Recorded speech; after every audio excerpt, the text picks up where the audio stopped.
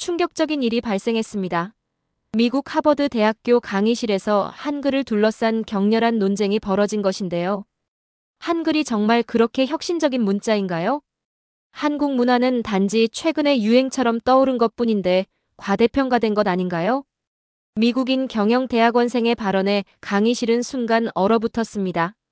동아시아 문자 체계 수업에서 터진 이 도발적인 질문은 즉시 수업 분위기를 긴장감으로 몰아넣었는데요.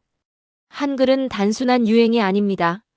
500년 전에 이미 현대 언어학의 기초를 마련한 혁신적인 시스템입니다.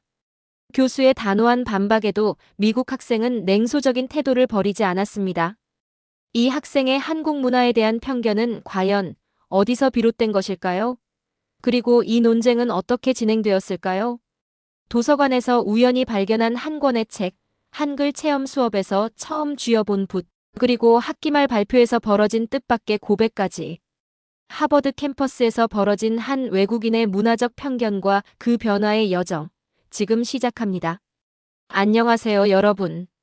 저는 하버드 대학교에서 유학 생활을 했던 김민수라고 합니다. 오늘은 제가 몇 년 전 하버드에서 경험한 특별한 이야기를 들려드리려고 해요. 이 이야기는 한 외국인 학생이 한글과 한국 문화에 대한 편견을 가지고 있다가 조금씩 변화해가는 모습을 지켜본 경험에 관한 것인데요. 그 과정에서 저 또한 우리 문화의 소중함을 다시 한번 깨닫게 되었답니다. 그날은 하버드 캠퍼스가 가을 단풍으로 온통 붉게 물들어 있었어요. 아침 일찍부터 제법 쌀쌀한 바람이 불고 있었지만 하늘은 맑고 푸르렀죠. 인문학 건물 3층에 있는 강의실에서는 동아시아 문자 체계에 관한 특별 강의가 막 시작되려고 하고 있었어요. 저는 그날 수업에 일찍 도착해서 자리에 앉아 있었죠. 창밖으로는 붉은 단풍잎들이 바람에 흔들리고 있었고 강의실은 점점 학생들로 채워지고 있었어요. 강의실 안은 따뜻했어요. 난방이 잘 되어 있어서 바깥의 쌀쌀한 날씨가 무색할 정도였죠. 학생들은 하나둘 코트를 벗어 의자 등받이에 걸고 수업 준비를 하고 있었어요. 노트북을 켜는 소리, 책장을 넘기는 소리, 작은 대화 소리가 교실 안을 채우고 있었죠. 그런데 그날 수업에서 한 학생이 유난히 눈에 띄었어요. 그는 미국 출신의 경영대학원생이었는데 이름은 마크였죠. 마크는 강의실 가운데쯤에 앉아 있었는데 표정이 영 편치 않아 보였어요. 눈썹을 살짝 찌푸리고 입술을 꾹 다문 채로 앉아 있었거든요. 나중에 알게 된 사실이지만 그는 한국 문화, 특히 한글에 대해 상당한 편견을 가지고 있었어요. 마크 옆자리에는 노트북을 열심히 두드리고 있는 금발의 여학생이 앉아 있었고 그 뒤쪽으로는 아시아계 학생들이 몇 명 모여서 작은 목소리로 이야기를 나누고 있었어요. 저는 앞쪽 자리에 앉아 있었기 때문에 뒤를 돌아보며 마크를 관찰할 수 있었죠. 리처드 톰슨 교수님이 강단에 올라 수업을 시작하셨어요. 교수님은 나이가 지긋한 백발의 학자였는데 동아시아 문자 연구의 권위자로 알려져 있었죠. 검은색 정장에 빨간 넥타이를 메고 계셨는데 그 모습이 참 인상적이었어요. 교수님은 목을 가다듬으시더니 먼저 한자의 역사와 철학적 배경에 대해 설명하기 시작하셨어요. 한자는 수천 년의 역사를 가진 문자 체계로 그 속에는 중국의 철학과 사상, 문화가 깊이 담겨 있습니다. 교수님의 목소리는 차분하지만 힘이 있었어요.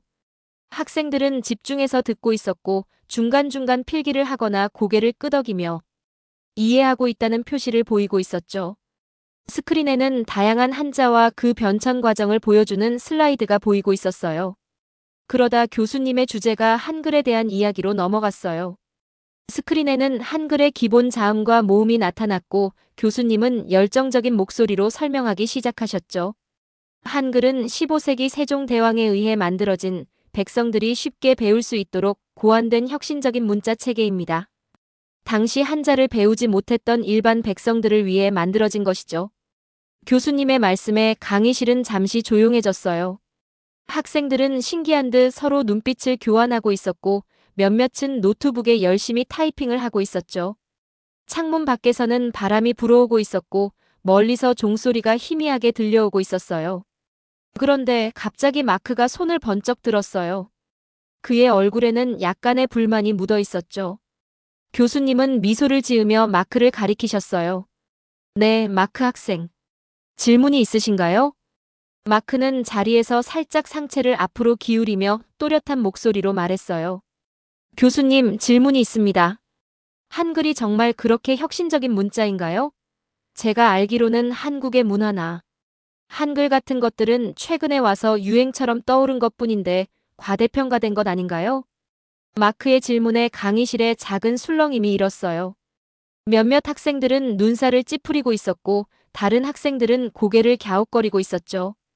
특히 중국 유학생 리웨이는 살짝 미간을 찌푸리며 마크를 바라보고 있었어요. 저도 조금 놀랐는데 마크의 질문이 상당히 도전적으로 들렸거든요. 교수님은 잠시 생각하시더니 차분한 목소리로 대답하셨어요. 그분의 표정에는 전혀 불쾌함이 없었고 오히려 이런 질문을 기대했다는 듯한 미소를 띠고 계셨어요. 좋은 질문입니다, 마크 학생. 한글은 단순한 유행이 아닙니다. 한글은 그 체계와 창제 원리에서 이미 500년 전에 현대 언어학의 기초를 마련한 혁신적인 시스템이죠. 특히 한글의 자음은 사람의 발음 기관을 본떠 만들어졌고 모음은 하늘과 땅, 사람의 철학적 원리를 담고 있습니다. 교수님은 스크린에 한글 자음의 발음 원리를 보여주는 그림을 띄우셨어요. 기역, 니은, 미음 등의 자음이 실제 발음 시 입모양과 어떻게 연관되는지 보여주는 이미지였죠. 예를 들어 기역은 혓뿌리가 목구멍을 막는 모양을 본떴고 니은은 혀가 윗잇몸에 닿는 모양을 본떴습니다. 이러한 과학적 원리는 15세기 당시로서는 매우 혁신적인 접근이었죠. 교수님의 설명을 들으며 저는 새삼 한글의 과학적 원리에 감탄하고 있었어요. 미국에 와서 오히려 한글의 우수성을 더 깊이 느끼게 된 순간이었죠. 하지만 마크는 여전히 의심스러운 표정을 짓고 있었어요. 그는 교수님의 설명에 전혀 공감하지 않는 듯 했어요. 자리에 앉아있는 그의 몸짓에서 불편함이 느껴졌어요. 교수님은 계속해서 한글의 조합 원리와 그 효율성에 대해 설명하셨어요. 스크린에는 다양한 한글 글자들과 그 결합 방식이 보이고 있었고 학생들은 호기심 어린 눈으로 그것을 바라보고 있었죠. 한글은 자음과 모음의 결합으로 수천 개의 소리를 표현할 수 있으며 그 시각적 구조는 논리적이고 체계적입니다. 이것은 세종대왕의 뛰어난 통찰력과 당시 집현전 학자들의 공동 연구 결과였죠. 강의가 계속되는 동안 저는 가끔씩 마크의 반응을 살피고 있었어요. 그는 점점 더 불편해 보였고 몇 번이나 손을 들어 질문을 하려다가 그만두는 모습이 보였어요. 그의 옆에 앉아있던 금발의 여학생은 그에게 뭔가 속삭이고 있었고 마크는 짧게 대답하며 고개를 저었죠. 그날 수업이 끝나고 학생들은 삼삼오오 모여 이날 배운 내용에 대해 이야기를 나누고 있었어요. 마크는 혼자 가방을 챙겨 서둘러 강의실을 나가려고 하고 있었죠. 저는 호기심에 그를 따라가 보기로 했어요. 어쩌면 그에게 한글에 대해 더 이야기해 볼 기회가 있을지도 모른다고 생각했거든요. 캠퍼스는 어둠이 내리기 시작했어요. 해가 점점 지고 있었고 가로등이 하나둘 켜지기 시작하고 있었죠. 단풍나무 아래로 떨어진 빨간 잎들이 바람에 살랑거리며 움직이고 있었어요. 대부분의 학생들은 기숙사나 집으로 돌아가는 중이었고 일부는 저녁을 먹으러 식당으로 향하고 있었어요. 그런데 마크는 도서관으로 향하고 있었어요. 그는 빠른 걸음으로 도서관 입구로 향했고 저도 몇 미터 뒤에서 그를 따라가고 있었어요. 사실 저도 그날 과제가 있어서 도서관에 가려고 했었거든요. 그래서 마크를 따라가는 것이 자연스러웠죠. 도서관 안은 조용했어요. 책장 사이로 흐르는 은은한 불빛만이 공간을 밝히고 있었고 책 넘기는 소리와 키보드 두드리는 소리만 간간히 들리고 있었죠. 높은 천장과 오래된 책의 냄새가 섞여 독특한 분위기를 만들고 있었어요. 창밖으로는 이제 완전히 어두워진 하늘이 보이고 있었고 건물 불빛이 창에 반사되어 반짝이고 있었죠. 마크는 동아시아 문자 관련 서적이 있는 구석 자리로 향했어요. 그는 서가를 둘러보며 책을 찾고 있었죠. 저는 조금 떨어진 자리에서 그를 지켜보고 있었어요. 저도 책을 고르는 척하면서 마크가 어떤 책을 찾는지 살펴보고 있었죠. 마크는 책장을 둘러보다가 한 권의 책을 꺼내 근처 테이블에 앉았어요. 그 책은 동아시아 문자의 역사와 철학이라는 제목이었어요. 그는 책을 펼쳐서 목차를 찾아보더니 한글 관련 챕터로 넘어가 자세히 읽기 시작했어요. 저는 조금 떨어진 자리에 앉아 마치 제 공부를 하는 척하면서 가끔씩 마크의 방향을 흘끗거리고 있었어요. 마크는 한글의 창제 배경을 설명하는 문서를 자세히 읽기 시작했어요. 그의 표정이 점점 바뀌어가고 있었죠. 처음에는 회의적인 표정이었는데 점점 놀라움으로 바뀌어가고 있었어요. 그는 가끔 고개를 갸웃거리거나 눈을 크게 뜨기도 했어요. 책을 읽을수록 그의 몰입도가 높아지는 것 같았어요. 책에는 한글이 단순히 문맹률을 낮추기 위한 도구를 넘어 당시 사회의 불평등과 권력 구조에 도전하며 창제된 혁신적인 문자라는 내용이 담겨 있었거든요. 특히 한글의 자음이 실제 발음 기관의 모양을 본떠 만들어졌다는 부분을 읽을 때 마크는 눈을 크게 뜨고 있었어요. 저는 그의 표정 변화를 보면서 내심 기뻤어요. 한글의 과학적 원리가 마크의 편견을 조금씩 무너뜨리고 있다는 느낌이 들었거든요. 그는 계속해서 페이지를 넘기고 있었고 가끔은 핸드폰으로 무언가를 검색해 보기도 했어요. 특히 인상적인 순간은 마크가 자신도 모르게 입모양을 따라 해보는 모습이었어요. 그는 기역 소리를 내면서 목구멍 쪽을 손으로 만져보고 니은 소리를 내면서 혀가 닿는 위치를 확인해보고 있었죠. 그의 얼굴에는 놀라움이 가득했어요. 마치 새로운 발견을 한 과학자처럼 호기심 가득한 표정이었죠. 저는 그 모습을 보면서 미소 짓고 있었어요. 한글의 과학적 원리가 마크의 편견을 조금씩 무너뜨리고 있다는 생각이 들었거든요. 그는 한참 동안 책을 읽고 있었고 저도 제 공부에 집중하면서 가끔씩 그를 관찰하고 있었어요. 시간이 꽤 흘러 저는 공부를 마치고 도서관을 나왔어요. 밖은 이미 깜깜해져 있었고 차가운 밤 공기가 얼굴을 스치고 있었어요. 캠퍼스는 조용했지만 여기저기 불빛이 켜져 있어 따뜻한 느낌을 주고 있었죠.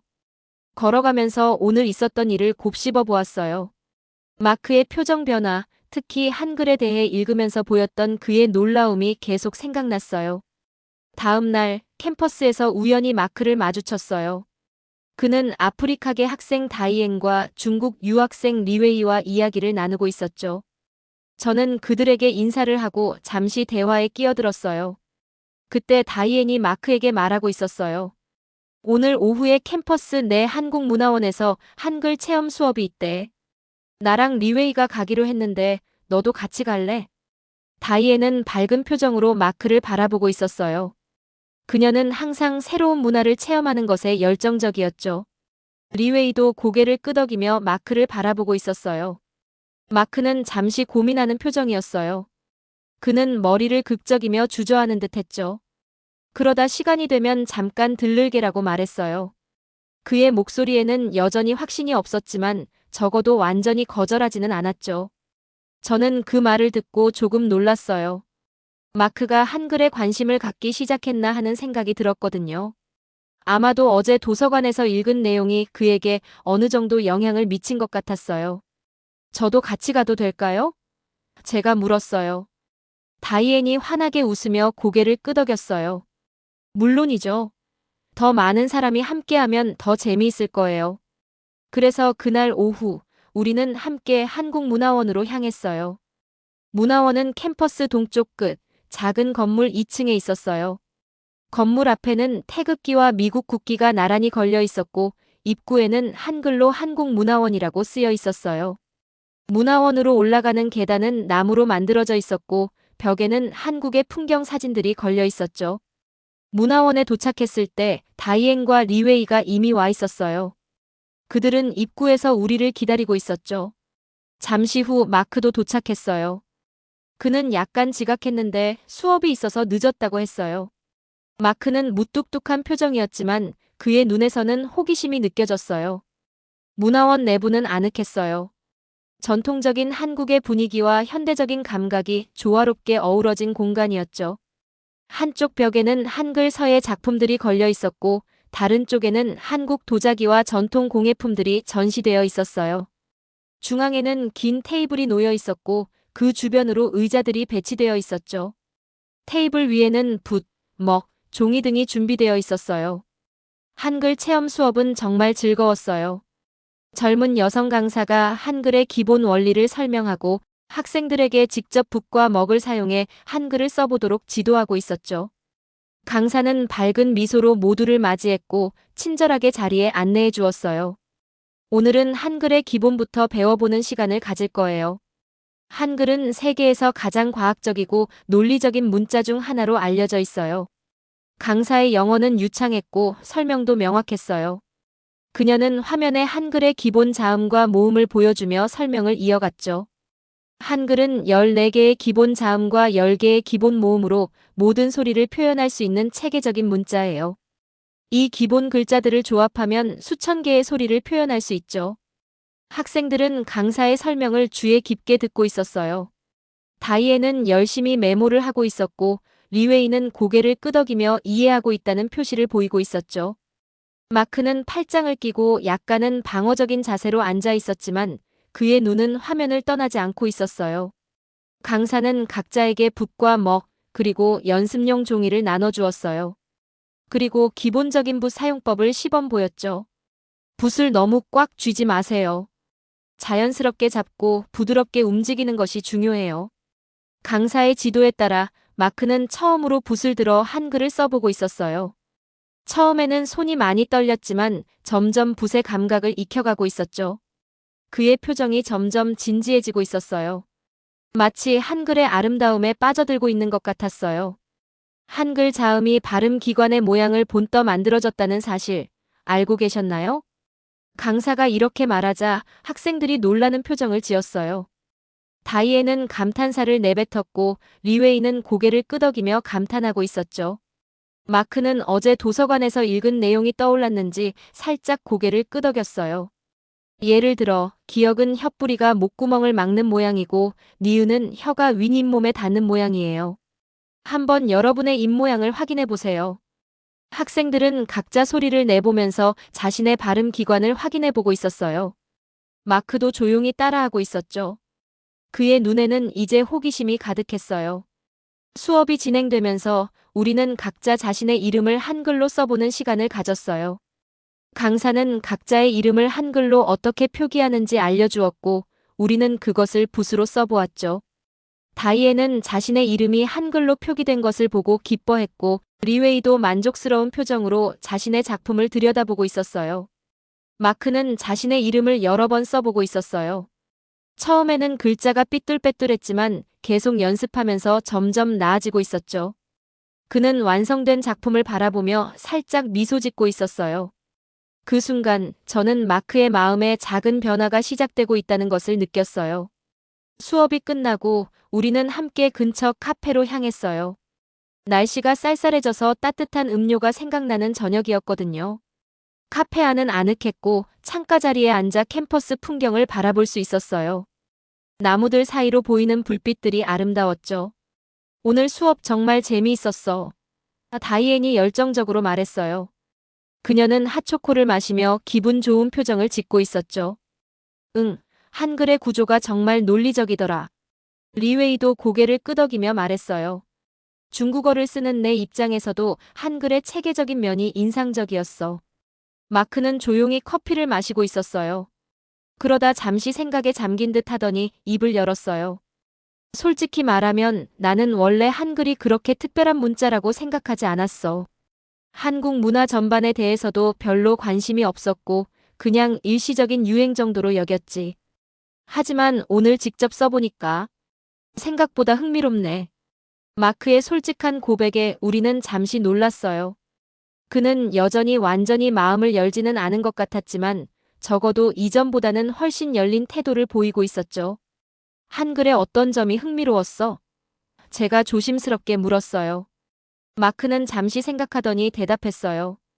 자음이 실제 발음 기관의 모양을 본떴다는 게 정말 놀라웠어. 15세기에 그런 과학적인 접근을 했다는 게 믿기 어려웠거든. 그리고 글자를 조합하는 방식도 꽤 논리적이고. 우리는 그 후로도 한참 동안 한글과 한자, 그리고 다양한 문자 체계에 대해 대화를 나누었어요. 마크는 여전히 가끔 회의적인 질문을 던지기도 했지만 그의 태도는 분명 처음과는 달라져 있었어요. 며칠 후 리처드 톰슨 교수님은 동아시아 문자 수업에서 학생들에게 최종 에세이 과제를 내주셨어요. 이번 학기 마지막 과제는 한글과 한자가 동시대 사회에서 갖는 역사적, 문화적 의의에 관한 에세이를 작성하는 것입니다. 각자의 시각에서 두 문자 체계의 장단점을 분석해 보세요. 교수님의 말씀에 강의실은 술렁였어요. 학생들은 서로 눈빛을 교환하며 이미 아이디어를 떠올리고 있는 듯 했죠. 다이앤은 신이 난 표정으로 노트에 뭔가를 적고 있었고, 리웨이는 조용히 고개를 끄덕이며 생각에 잠겨 있었어요. 그런데 마크의 표정은 복잡해 보였어요. 그는 연필을 돌리면서 생각에 잠겨 있었고, 미간에는 주름이 잡혀 있었죠. 수업이 끝난 후, 저는 우연히 마크와 같은 방향으로 걸어가게 되었고, 용기를 내어 말을 걸었어요. 에세이 주제에 대해 어떻게 생각해? 마크는 잠시 망설이더니 대답했어요. 아직 정확히 어떤 접근을 할지 결정하지 못했어. 사실, 좀 고민이 되네. 혹시 같이 도서관에서 자료 조사할래? 다이앤과 리웨이도 함께 할 거야. 마크는 잠시 생각하더니 고개를 끄덕였어요. 그래, 좋은 생각이야. 함께 하자.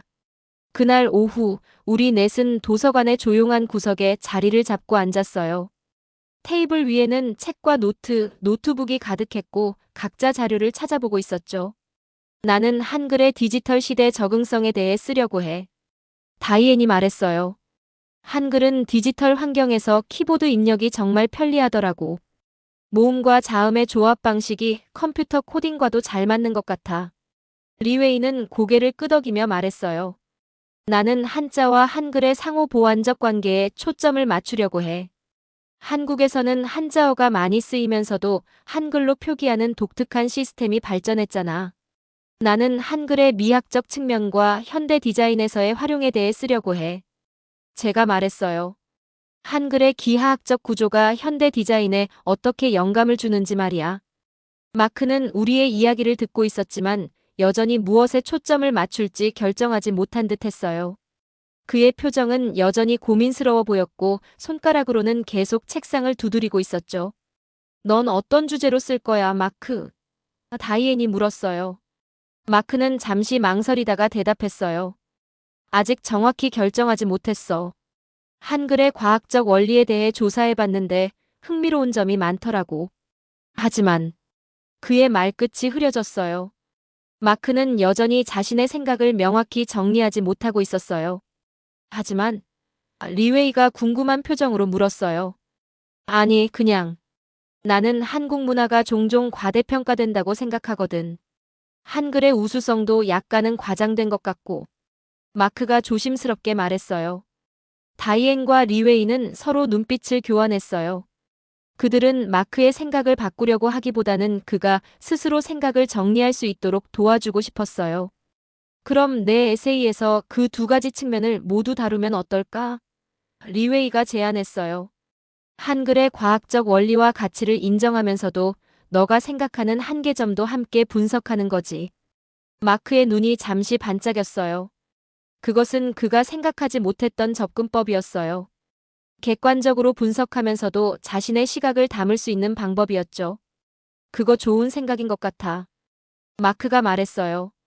그날부터 마크는 진지하게 에세이 준비를 시작했어요. 그는 도서관과 온라인 자료를 통해 한글에 관한 다양한 정보를 수집하고 있었고 가끔은 한국문화원을 방문해 더 많은 자료를 찾아보기도 했죠. 마크의 기숙사방은 점점 더 많은 책과 자료들로 채워지고 있었어요. 그는 밤늦게까지 자료를 읽고 정리하면서 한글의 창제 원리, 자음과 모음의 조합 방식, 그리고 한글이 디지털 시대에서 어떻게 적응하고 발전해 왔는지를 자세히 알아가고 있었어요.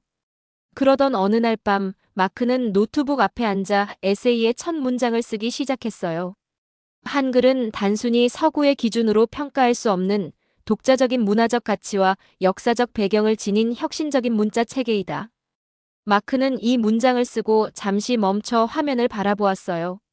그의 손가락이 키보드 위에서 떨리고 있었고 마음속에서는 여전히 갈등이 일어나고 있었죠.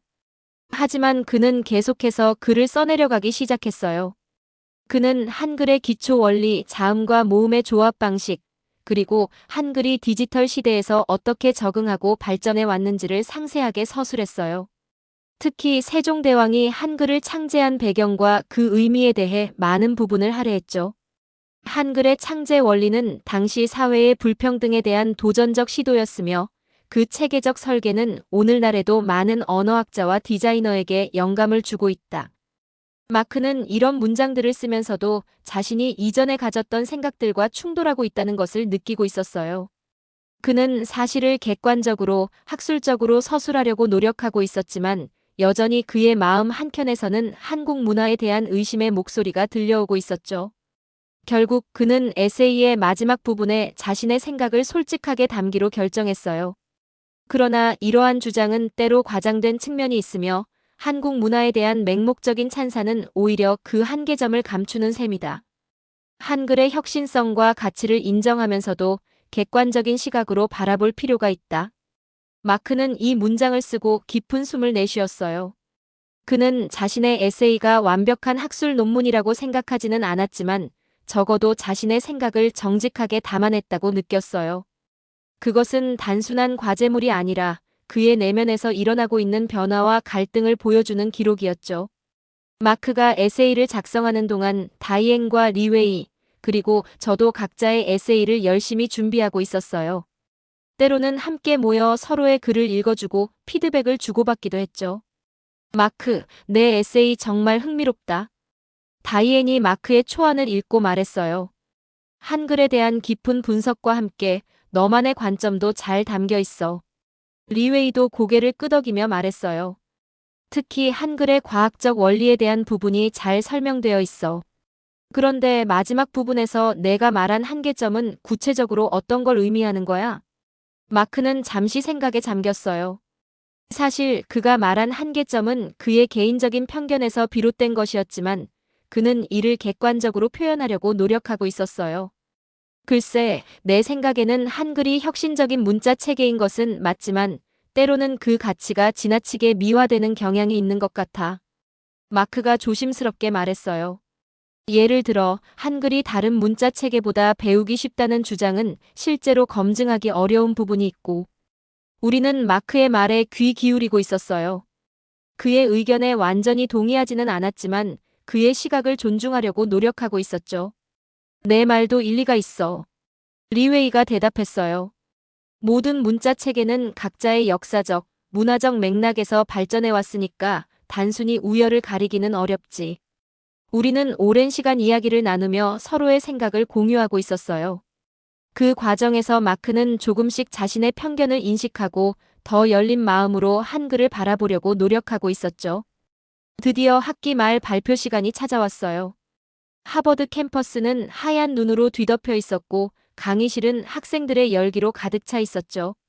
리웨이는 한자와 한글의 상호 보완적 관계에 대해 발표했고 다이앤은 한글의 디지털 시대 적응성과 예술적 가치에 대해 이야기했어요. 저는 한글의 미학적 측면과 현대 디자인의 응용에 대해 발표했고요. 그리고 마크의 차례가 왔어요. 저는 오늘 한글의 과학적 원리와 현대적 의의에 대해 발표하겠습니다. 마크는 처음에는 긴장한 목소리였지만 발표를 진행하면서 점점 자신감을 찾아가고 있었어요. 그는 한글의 창제 원리와 그 과학적 설계에 대해 상세히 설명했고 세종대왕이 한글을 만든 배경과 그 사회적 의미에 대해서도 이야기했어요. 한글은 15세기에 만들어졌지만 그 창제 원리는 현대 언어학의 관점에서 보더라도 매우 체계적이고 과학적입니다. 특히 자음이 발음 기관의 모양을 본떠 만들어졌다는 점은 놀라운 통찰력을 보여줍니다. 마크는 자신이 직접 그린 도표와 다이어그램을 통해 한글의 구조를 설명하고 있었어요. 그는 한글이 디지털 시대에 얼마나 효율적으로 적응했는지, 그리고 키보드 입력 시스템에서 어떤 장점을 가지고 있는지도 분석했죠. 그런데 발표의 마지막 부분에서 마크는 잠시 망설였어요. 그는 원래 한국 문화에 대한 비판적인 시각을 담은 결론을 준비했었지만 갑자기 그런 결론이 적절한지 의문이 들기 시작했어요. 그는 우리의 발표를 들으면서 자신의 편견이 얼마나 제한적이었는지를 깨닫고 있었거든요.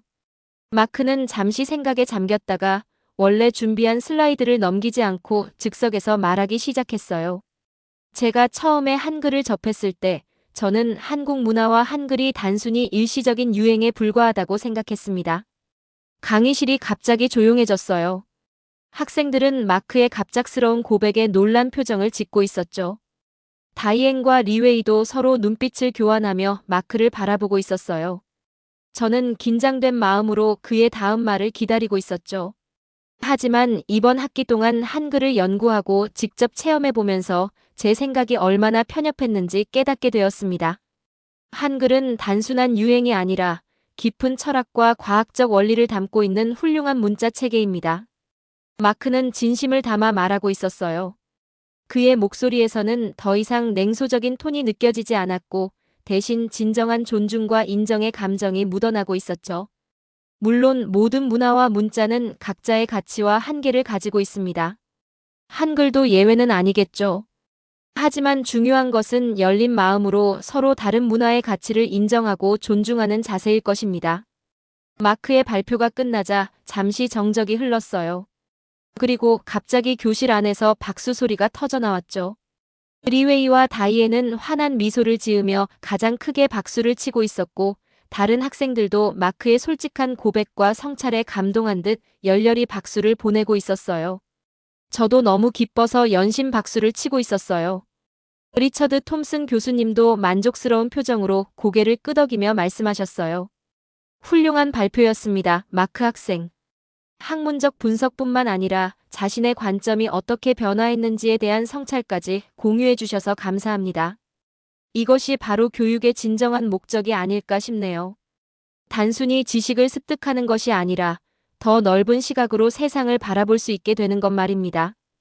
교수님의 말씀에 학생들은 다시 한번 박수를 보냈어요. 마크는 약간 당황한 표정으로 자리로 돌아왔지만 그의 눈에서는 따뜻한 감정이 느껴졌어요. 수업이 끝난 후 우리는 함께 캠퍼스 내 작은 카페로 향했어요. 밖에는 여전히 눈이 내리고 있었고 하얀 눈 위에 우리의 발자국이 이어지고 있었죠. 카페 안은 따뜻했어요. 창가 자리에 앉아 우리는 뜨거운 음료를 주문했어요. 다이앤은 카페라떼, 리웨이는 녹차, 마크는 아메리카노, 그리고 저는 핫초코를 마시고 있었죠. 이번 학기 정말 많은 걸 배웠어. 마크가 말했어요.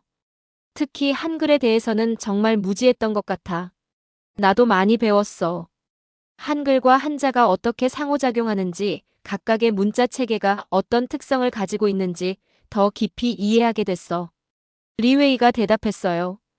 다이앤은 창밖을 바라보며 말했어요. 언어는 단순한 의사소통 도구를 넘어서 그 자체로 문화이자 역사야. 한글을 통해 한국의 역사와 문화를 엿볼 수 있었던 게 정말 흥미로웠어.